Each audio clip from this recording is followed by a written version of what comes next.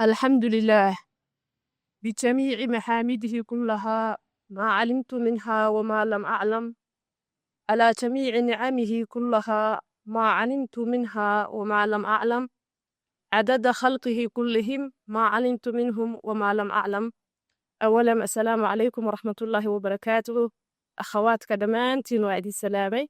حناد رجينا يا إناد فهمي تونتان صوماليغا ولو إنتان هذا ميشان شوغي أراجكي إنان أندو استعمالين اللغة الصومالية كر waa ay maqli kartin soo maaha waxaan ka hadli doonaa insha allah ahamiyatu lqudus fil islaam ka mowqac ahaan meesha uu ku yaalo makaano ahaan waxa uu makaanadiisu tahay taariikhiyan iyo juquraafiyan iyo diiniyan iyo noocan maa waxa ay caalamiyan uu yahay masjidul aqsa masjidul aqsa saa ogtihiin waa makaan ay ambiyadu intooda badan u ahaa saldhig masjidul aqsa wuxuu ahaa meesha ay ambiyadu ka soo baxeen oo saldhigga u ah wuxuu ahaa manbacu risaalaad risaalad kasta oo soo martay caalamka wuxuu ahaa meesha saldhigga u ah oo makaanka u ah rususha iyo ambiyada masjidkan waxaa soo maray nebiyullaahi ibraahim ismaaciil iyo daawuud muusa kulli ciisa kullul ambiyaa waxay u ahayd meel saldhig u ah masjidkan waxaa ka dhismo horreeyey masjidullaahi alxaraam ina awala beydin wudica linnaasi laladii bibakkata mubaaraka waxaa ugu horreeyey beyd ilaahay subxaana wa tacaala uu bineeyo beytullaahi alxaraam laakiin wuu ku xigay asaga beytullahi alaqsa ayaa ku xigay waxay dhahaan culimmadu markii rasuulka la weydiiyey calayhi salaatu wasalaam waxaa u dhexeeyey yidhi 40 sana markii beytullahi alxaraam la dhisay iyo markii beytul aqsa almasjidul aqsa la dhisay khilaafaad badan ayaa culimmadu ku soo arooriyaan cidda dhistay aadamaa dhisay malaa'igaa dhistay akhiiran dadkii dhisay ibraahim iyo ayaa ka mid ahaa si walbaba ha ahaato laakiin min aqdam almasaajid ayuu ku jiraa beytullahi alxaraam marka ambiyada intooda badan asagaas ayay ku noolaayeen beydkan markaad fiirisid beytullahi la yidhaahdo qudus waa markas lidayaanaat athalaata assamaawiya saddexdii diin ee samada ka timid oo naga soo gaartay saddexdaba markas uu ahaa fil islaam wuxuu ahaa uulal qiblatayn oo 16 bilood ayaa ay u jeesanayeen muslimiintu u jeesanayeen nasaara sidaasoo kale waxaa ku taalla kiniisad la yidhaahdo kiniisa alqiyaama oo min aqdas alkanaa'is cinda nasaara ah way u xajin jireen xaj ayay u ahayd intii ku horreysay islaamka sidoo kale waxaa ku yaalla cinda alyuhuud markii la yidhaahdo haykal sulaybaan haykal sulaybaan wuxuu ahaa 3 haykal oo kala dambaysay kii hore awalka ahaa iyo kii taadiga ahaa labaduba haddana waxa ay danaynayaan inay haykal sulaybaan athaalid ay ka dhisaan waxaa arkaysaa marka beydku waa beyd addiyaanaatu halaata saddexduba u ah saldhig saliibiyiintu saasoo kale waxay yidhaahdaan waa meeshii lagu salbiyey nebiyullaahi ciisa waxay aaminsan yihiin inuu saliibkiiba yaallo meeshaas markaa fiirisid makaan ahaan saddexda diinba waxay u nisbo sheeganayaan inay tahay meel u ah saldhig mid kasta oo dayaanaadkaas ka midahna ay jeclaan lahaayeen inay u tahay meesha uu markaas ayaga u ah saldhigga taariikhiyan iyo xadaariyan markii la fiiriyo wuxuu ka mid yahay masjidul qudus aqdamul amaakin ayuu ka mid yahay wuxuu ahaa markasul xadaara berigii hore kancaaniyiintaa deganaa jirtay sidoo kale ruumaaniyiintaa deganaan jirtay islaamkaa la wareegay waxaa isku tacaaqubaya marka qolo kasta oo caalamka qabsata wuxuu ahaa saldhig oo qolaba qolay ka dhexlaysay yatacaaqibu calayha qiwal kubraa fi taariikh faraacinadii saasoo kale way soo mareen waxaa soo maray marka kulli wax kasta oo caalamka xukumay masjidul qudus wuu soo maray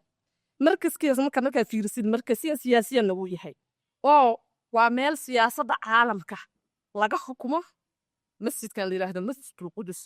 calaaqaadu duwal islaamiya iyo kayrahaaba wuxuu u yahay masjidulqudus saldhig sidoo kale waa ramsi lisalaama ee masjidulqudus idan qudus markaa fiiriso ma ahan mujarad madiina ama mujaradu masjid ma ahan waa ramsi kooni ah oo tadsiid ku samaynaya iltiqaa'u samaa bilard makaan ahaan xataa markii la fiiriyo meesha ay ku leeyihiin yuhuuddu ee heykal sulaybaani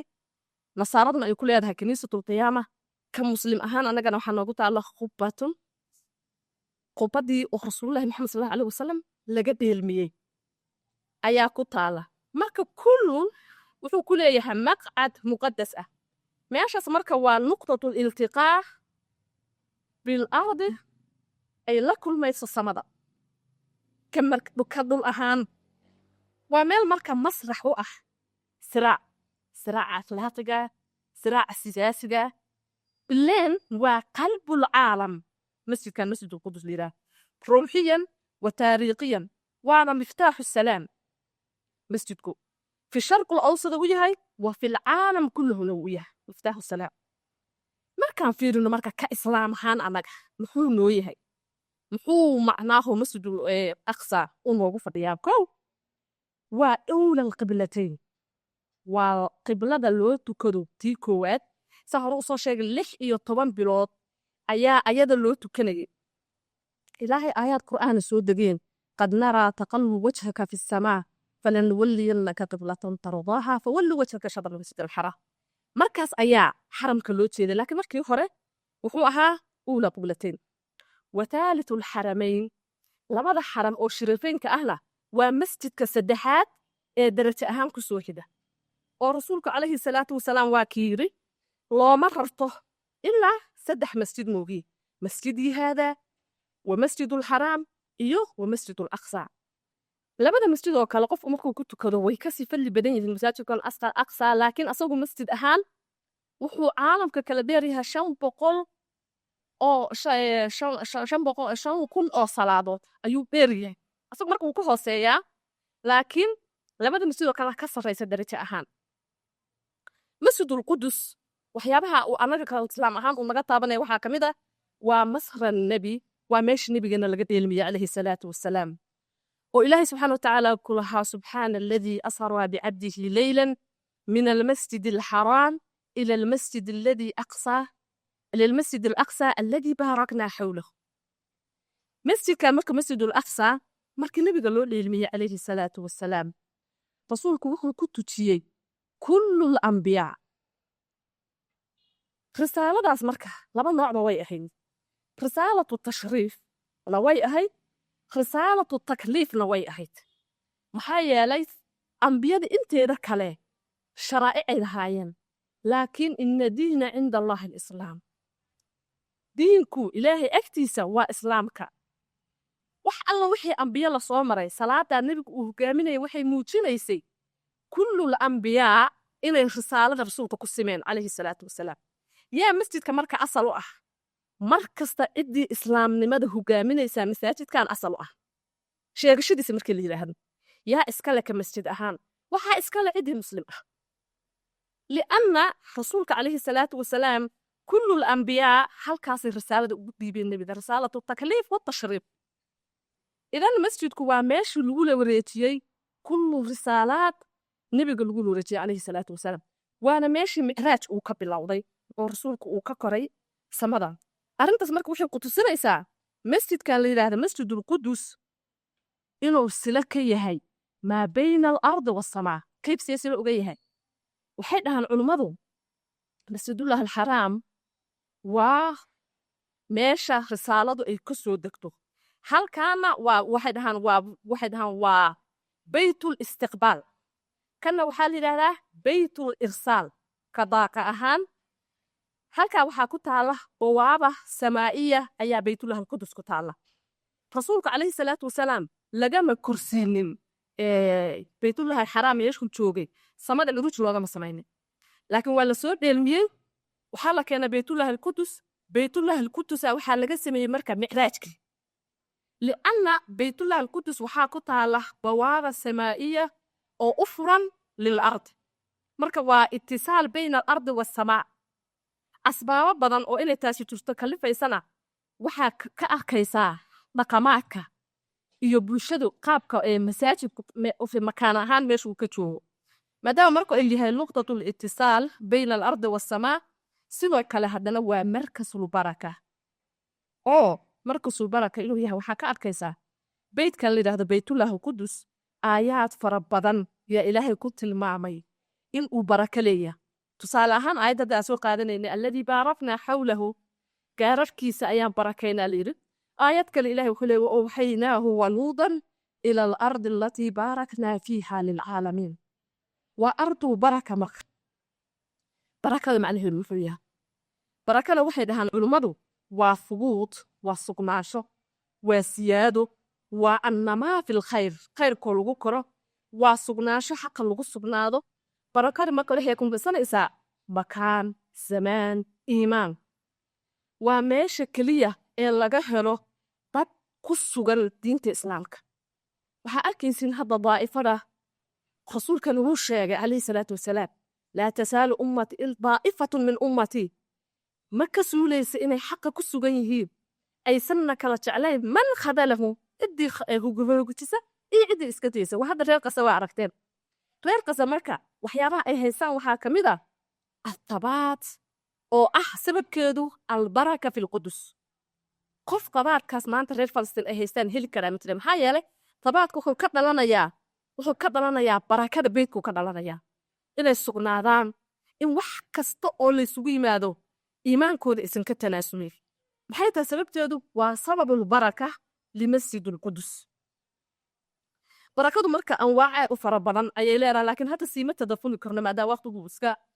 barakaysan yahay waxaa kamid ah المساجد كان ورمز الوحدة للأمة الإسلامية وماشي هالباقة أو مدني مرة أمة الصومال محاضرة مسلمين تا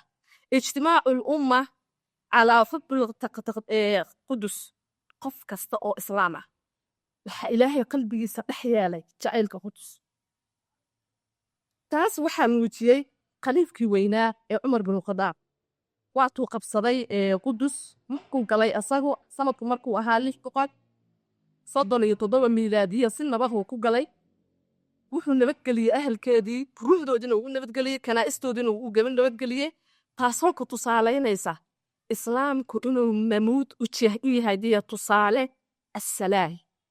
kama uusan taaban wixii ay lahaayeen kanaa'isa caqiidadoodii kama uusan taaban si nabad ku galay si nabada ayuuna u daayay تاريخيا مسجد كان مسلمين طول هاي هذا الأمر كلام أمر قدام حلقسي قبة الصخرة وحال قد سي مسجد كوحال سي أحددي عبد الملك بن مروان وحاخريي ماكي الصليبيين تقف سنة كبعد صلاح الدين الأيوبي ayaa ka horeeyay Saliibiyiintii taariikhdu markay ahayd 187 miilaadiyada markaas dib wuxuu ugu soo laabatay Qudus inay ahaato ramzan lisa al-ummah al-islaamiyya wa malkas al-ilmi ay noqotay markii Abu Ayyub uu qabsaday ayaa dib waxay bahashay makaanadii iyo sharaftii iyo qadaasadii ay lahayd markasna waxay u ahayd cilmiga iyo tacliinta iyo thaqaafada في الإسلام وقت دارش أيا إسلام كهيستي إلا دولة عثمانية إن كإيمانيسي أطير النوابين قبصدين سلبيين تدبوا قبصدين اللي هذا أوتوبي هناك اللي هذا السلطان عبد الحميد أو اللي يسيد عيسي دولة عثمانية يهودوا بيه مادين هيك قصدين قرش آخر بدن إن السيان أسجنا وأصحيحه بيت الله القدس مركزه كويري وحال إذن كربا qof kasta oo muslim ah oo caalamka jooga inaad ka soo saxiixdin inuu idin ka gato Baytullah al-Quds ma awoodaa mar haddana awoodi shaqsiin aniga ma gadi karo maxaa yeelay hiya waqfun lil islam islaamka ayay waxay u tahay waqaf wala yajuusu at-tafriid fihi in lagu xad gudbana wax banaan ma ahan idan idin kama gadi karo laakiin wuxuu yiri idinkoona akala bixina qabsan doonta laana wuxuu ogaa حلقة يدق في سوق ليس الدولة العثمانية وحلقة أبحية مستشرقين الرجل المريض وحالته إن هاد هو تمكو أي إن أي قرصان دونا اليوم رما يهود مركه waxaa la yiri marka masaajidka la yiraahdo Masjid al-Qudus sidaas oo kale wuxuu yiri markii weynaa Sheikh Yusuf Qaradawi rahimahullah al-Qudus laysa mujarrad al-Madina Qudus ma ahan Madiina ma ahan magaalo ma aha laakiin waa caqiido fi kulli muslim kasta waxay ku tahay caqiido li'annaha maxaa yeelay waxay ku xiraysaa qofkaas iimaankiisa iyo salaadtiisa iyo taariikhdiisaba waxay ku xiraysaa inuu qofkaas caqiidiyo u aamino qof kastoo muslima marka موقع جغرافيا ما أهم بل قضية إيمانية مسجد القدس وقضية إيمانية أهمية القدس ما كان في النضاقية هكذا واحد في الإسراء حيقوطها لكن ضاقة أهانا ما حيقوطها واحد هذا المساجد كان لله مسجد القدس ومركز الطاقة العالمي أبنك هذا واحد كتير waxyaalaha la isku baabiyo waxaa ka mid ah الطاقة الإيجابية والطاقة السلبية مسؤولين انت waxay ogtihiin inay faafiyaan الطاقة السلبية الطاقة الإيجابية yaa ka turjumaya الإسلام والإيمان والعقيدة السليمة ka turjumaysa idan siraaca wuxuu ka dhaxeeyaa weligeedbana ka soo dhaxeeya بين الحق والباطل بين الإسلام والكفر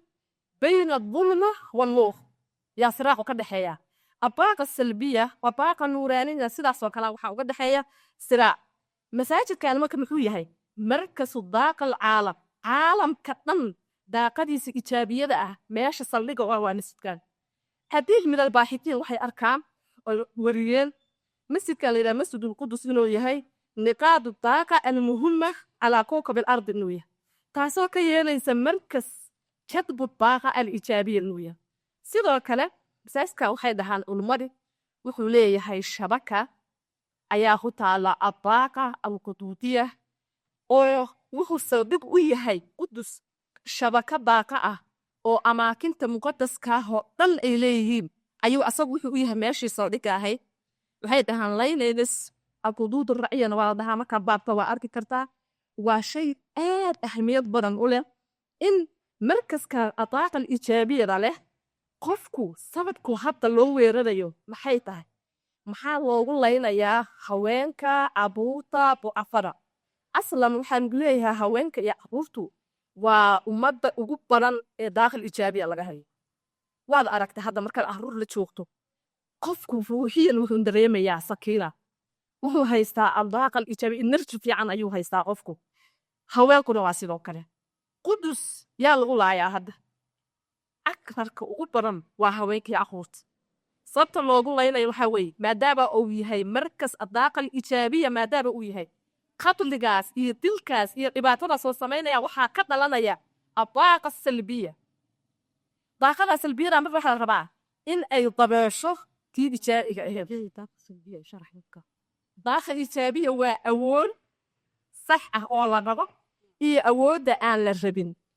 مالك سينو كتشتاه حتى في كل الأماكن مكانك مركز سوقشت ميكروفونك غورت نوغي جيرا مكانك مركز سوقشت هذا عاديا مالنا waxaa dareemaysaa istiraax النفسية وحسليسا naftaadu way ka xasilaysaa tusaalaan waxaa kamid ah amaakinta masaajida meelaha khayrka meelaha cibaadada hatta insaanka qof ayaa marka u timaado waxaa dareemaysaa naftaadu waxay helaysaa xasilooni qofna asaga waxba kaab inaad waxa dareemaysaa ariiri ama ku toddobaala lid daaqadii waxa laga jeedaa kadi ah meesha aad soo gashaa waxay tahay marna ruuxiyan meel ijaabi ah oo wanaagsan midna waa salbi oo dulumaadka ku baahan haweenkay marka caruurtu waxay ka mid yihiin waxyaabaha laga helo daaqadaas wanaagsan oo ijaabiga ah waa aragteen jannada wildaanul mukhalladuun marka leeyahay maxay wildaantaas yihiin إلا جنة مرة بحال يسوق جيا كل ما شيء أو معنى يفائدة له أقول تصيرك إسلاك مخلدين تأ أنقان جاري ومستر الطاقة الإيجابية إذن هذا والله الله يا محل الله يا ماشان طاقة إيجابية ده وكترتها وحال ربع إنه بدلوا الطاقة السلبية طاقة دي أنصار شيء أو خميت سي عالمكو وحو أمريكي هذا بوابنا اللي تشوق اللي ده بوابة القدس wax alla waxa wanaagsan samaday aadayaan iludaanay ka galayaan ardada kowkabul ardi laakiin ayaga waxay rabaan inay u furaan dhulka waxaa ku jirta bawaabaad kale oo wada salbi ah ayaga kuwaas oo shayaadiinta iyo cabadu shayaadiinku ay xukunta ayay rabaan inay la xiriiriyaan oo taas ay soo ilaan ogta hadda waxaan ku jirnaa xilligii acwaanta masiifu dijaal ay u shaqaynayeen u sii diyaarinayeen sida wasaqo caalamka ku saydaray lahaa maadaama u diyaarinayeen marka bawaabaadka samaawiga oo dhan waxay rabaan inay xirmaan bawaabaadka sufliga oo ardigana ay furmaan si ayaga qorshayaashooda u shaqeeyaan tusaale ahaan hadda caalamka wuxuu u socdaa in la taxakumo shakhsiyan adiga shakhsiga in lagu taxakumo oo shariixa adiga intii lagu gashado maskaxdaada la maamulo qudamada ninka la yiraahdo masiixu dijaal idan marka meeshaasi waa meesha ugu alsalsan waa shabakada adaaqa al-ijaabiya lilcaalam muslimiinta kaliya ma ahan caalamka oo dhan ayuu wuxuu yahay wuxuu siiyaa awooddaas ijaabiga ayuu siiyaa marka meeshaan masaajidka la yiraahdo qudus asbaabaha la isugu leynaya waxaa ka mid ah masaajidkan waa markasul qiyaada lilcaalam markii aad adiga masaajidka qudus haysatid oo aad adiga maamushid waxay ka dhigan tahay inaad adiga caalamka maamushid ilaahay wuxuu ka dhigay masjidka la yiraahdo masjidul qudus qurfata qiyaadatu alcaalam meesha laga hago oo laga maamulo caalamka bidaliil ilaahay wuxuu yiri subxaanahu wa tacaala soo la hadlay reer banu israa'iil fa idaa daqaltumuuhu fa innakum qaalibuun haddii aad masaajidka soo gashaan waad guulaysanaysaan markii ay diideen inay masaajidka galaan 40 sana yatiihuuna fil ard idan masaajidkan qudus cidda haysata biamriikiyataha wa orobaha cid kasta waxaa xukumaya cidda masaajidkaas haysata waayo waa markas qiyaadatul caalam ilaaha ugu talagalay maxay annaga marka nooga dhigan tahay ka islaam ahaan masjidka maalinka aan haysano oo islaamka uu haysto islaamka waxay uga dhigan tahay ayagu inay caalamka xukumaa kullamaa aan masaajidkaas haysanna maxay ka dhigan tahay dugsiga islaamku inuu bannaanka yaalo masaajidka markii heshashadiisu saca kasta iyo tilaabo kasta iyo sacyi kasta waajib qof kasta oo muslim waxaa ku ah inuu u sacyiyo si ugu saydaray lahaa almasjid alqudus lianna xagee laga arkaya adiga dugsigaada iyo liidnaanshahaaga haysashada aadan haysan masjid alqudus bas waxay ka turjunaysaa marka lagaga maamulo masjid alqudus in caalamiyan laga xukumo ay laba haysto tusaale ahaan hadda yuhuuda haysato Soomaa yuhuud waa ummad aad u yar laakiin waad arkaysaa hadda caalamka ayaga u taliya hatta Amerika waxay ku kasban tahay inay waxaas yuhuud u soo yeerisay Amerika ay fuliso limaada qudus ay qadiyaan cidda qudus qadisata ayadaa caalamka xukumaysa waa meesha rimsiga u ah marka ducuful umma wa quwwatul umma ummadda islaamkana daciifa haa ixtilaala haysta qudus quwad miyay heleen haa waa maalinkii la wareegay maalintuu umar qabsaday masjidku qudus islaamka xagee gaaray andalus uu gaaray caalamka islaamka ayada qabsaday laakiin marka dib uga laabanay islaamku waxaa ku dhacay qashtiid dagfi gumaysi in ayagii baatana la dhibaateeyo waxay tahay culimadu farqiga markii la fiiriyo u dhaxeeya labada masjid iyo farqiga xataa u dhaxeeya labadii waalid oo Isxaaq iyo iyo ahaa ninka la yiraahdo Ismaaciil iyo Isxaaq Ilaahay subhanahu wa ta'ala markuu nabiyullah Ibrahim la hadlayay wuxuu yiri markuu u sheegay inuu ugu bishaaraynayo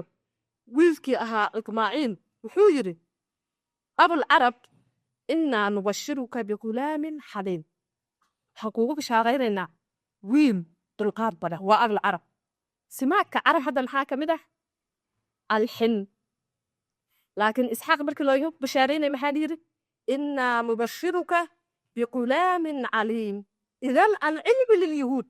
عالم كهذا إيك يهود محي عالم كيستا أقوير كيستا كل عالمك من وراء ستار وحي كنت حتى الاقتصاد تخالا حتى بالعلم يكون ستار idan markaad rabto in aad mustawaha islaamka laga raba aad soo istaagto waxay ku xiran tahay in ummadda muslimiinta ah ay ku kulmaan soo herista iyo maxaa tidahdaa hanashada masjidul qudus intaan way soo hanan dugsigaasaa islaamka ku jiraya waana waxdun min rabbilcaalamiin maadaama marka masjidku uu ahamiyadda aad u weyn oo noocaasi leeyahay waxaa laasim ku ah qof kasta oo mu'min ah si ay ula shaqeeyo wuxdada muslimiinta iyo ijtimaaca muslimiinta in qofku u saciyo sidee ku soo xasuusanaynaa masjidul qudus masjidkan masjid la yiraahdo xaraam iyo masjidul qudus culimadu waxay u sameeyaan furuuqdaas waxaa ka mid ah masjidul qudus waxaan ku soo sheegnay inuu yahay qurfatul qiyaada lilcaalam laakiin masjidul xaraam muxuu yahay waa qurfatul qiyaada liliimaan ilaahay muxuu yidhi waman dakhalahu kaana aaminan masaajidka markaad rabto xamalka inaad aado amni ayaad aadaysaa laakiin masjidkan milkiyaad aadaysaa iyo hanasho iyo maamul waxay dhahaan culimo marka man araada qofkii raba mulki inuu maamulo idaaratu dunya wuxuu aadayaa masjidul aqsa qofkii raba idaaratu liimaan والتواضع والإخلاص wuxuu aadayaa masjidul xaram ayuu aadayaa furuuqda masaajida waxaa ka mid ah waxay dhahaan culimadu masjidka xarabka waxaa ku soo tajaliya isimka ilaahay la yidhaha aljalaay waa masjid aad u hayba badan qofku markuu gale wuxuu dareemayaa raxba wuxuu dareemayaa cabsid qofku wax awoodaa haysata ka badan xataa dadku markay xaniyeystaa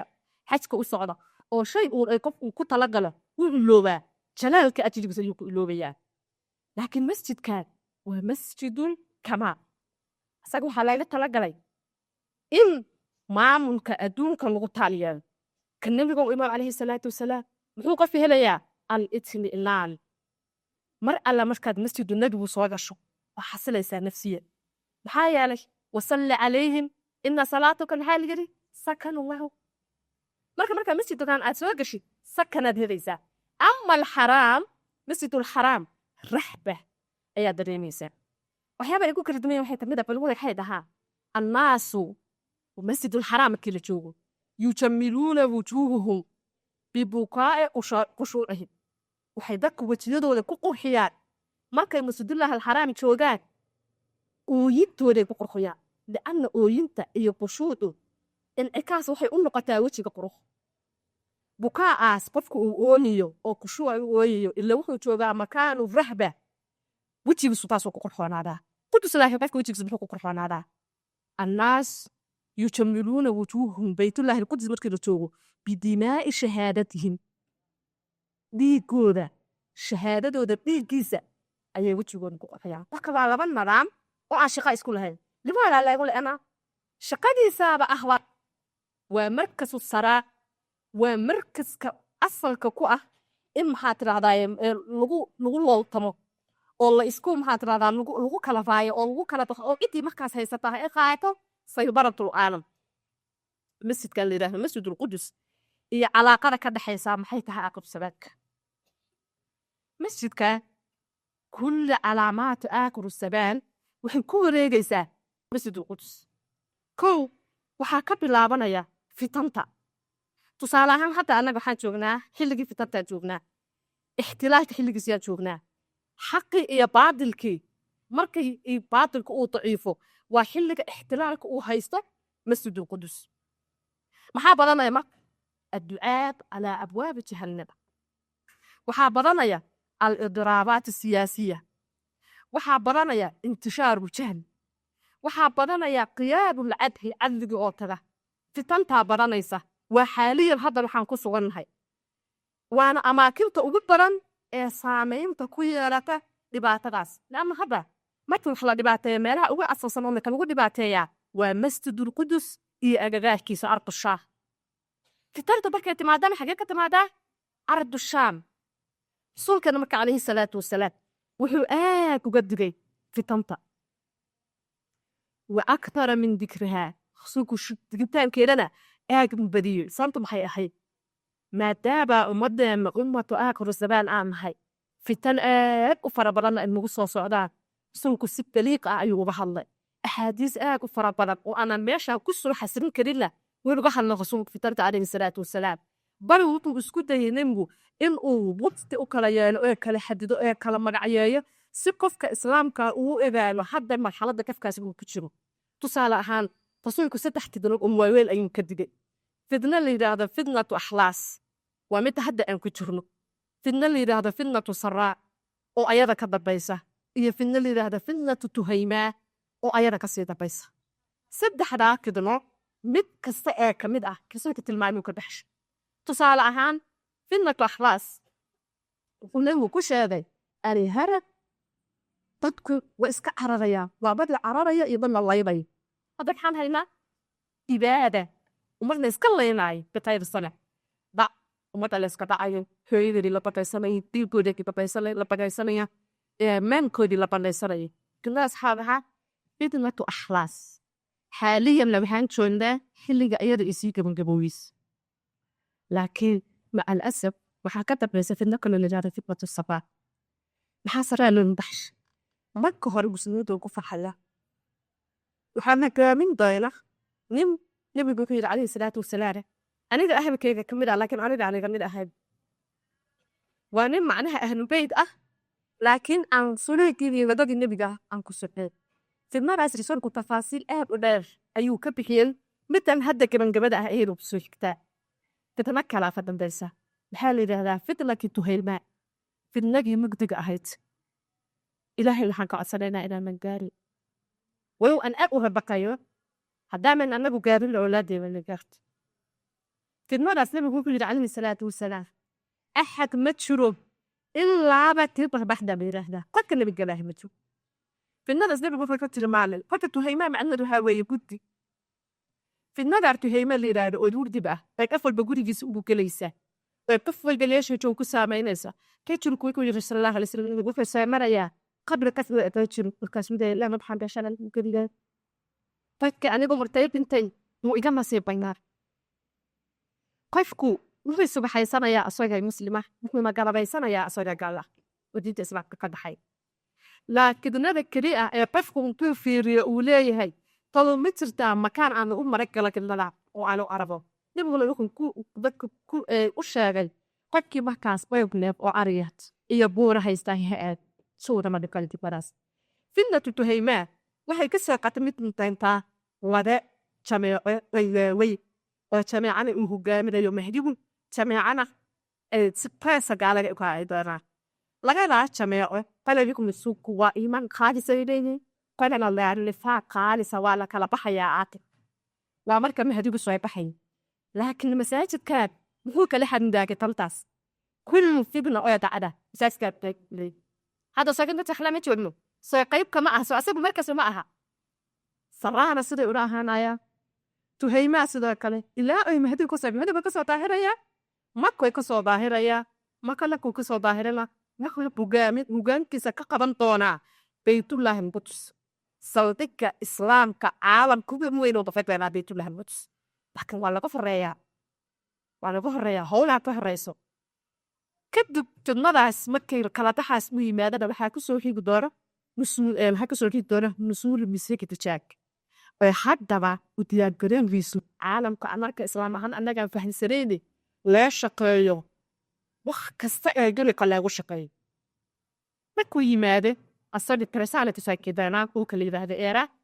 markuu soo baxana sibadkiisa ninka ku seexamaystiro deeqa iltulaha tatus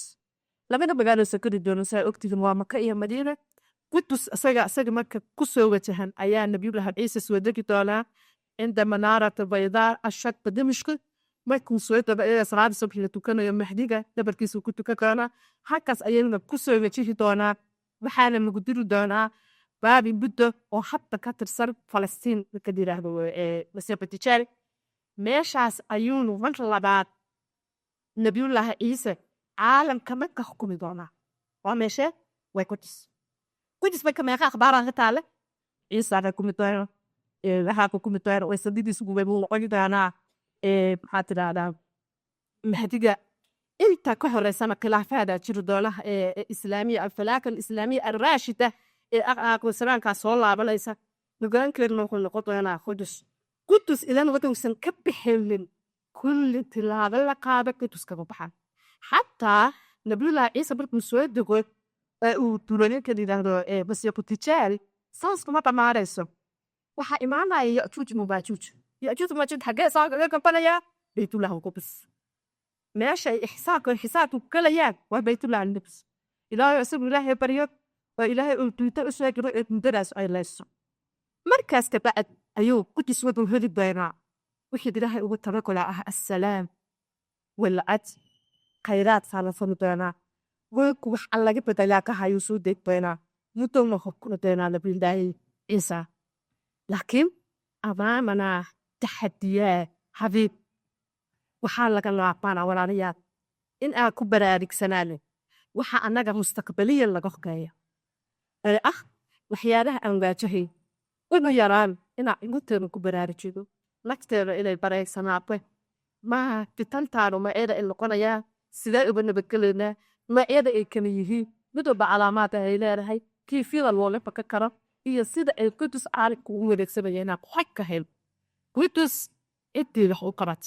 إدي تايرتا إدي لحكي كبيسا ديوكي الإسلام كواتكي كبيس شركة حتى علاقة عنك حمي هاي وقشاقت وحي مكشا صحي مخي إتهاي إم لا تقاوله قدس إن تبقى ثرو وفتد عديران عيو كما حمد دايرة إن شاء الله قدس كتفرين بيرفا فلسيو يا تريتونا وقصة وتعبها قصة وتي محيو باقانتا أهلتا نفوفر بلك محيكتا هنتا مستقبل كما أهري إنا نباهو بالحل حاجة كبلون ناكسي ودوس عدان حديد رسم بي آدري وها ستي المحتوى دلما دي والسلام عليكم ورحمة الله وبركاته